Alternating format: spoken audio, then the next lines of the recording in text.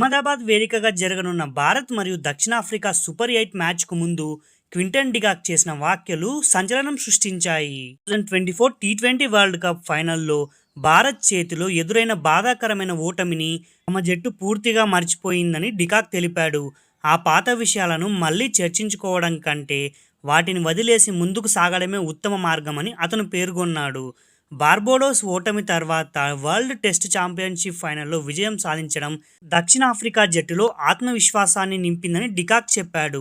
అలాగే 2025 డిసెంబర్లో భారత్లో 5 టీ20ల సిరీస్ మరియు ప్రాక్టీస్ మ్యాచ్లు ఆడటం వల్ల ఇక్కడి పరిస్థితులు తమకు అనుకూలంగా మారాయని అతను అభిప్రాయపడ్డాడు. అంతేకాకుండా ఇండియన్ స్పిన్నర్ అయిన వరుణ్ చక్రవర్తి నుంచి తమ జట్టుకు కొంత సవాలు ఎదురయ్యే అవకాశం ఉందని, అయితే ఆ సవాలును అధిగమిస్తే ఫలితం తమకు సానుకూలంగా ఉంటుందని డికాక్ ఆత్మవిశ్వాసం వ్యక్తం చేశాడు.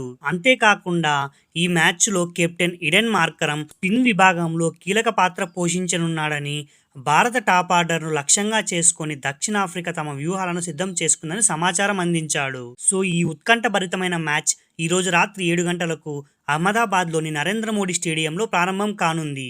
సో ఈ వీడియోకి ఇంతే ఫ్రెండ్స్. ఇలాంటి మరిన్ని స్పోర్ట్స్ అప్డేట్స్ కోసం ఛానల్ని సబ్స్క్రైబ్ చేసుకోండి. వీడియో నచ్చితే లైక్ చేయండి. Thank you.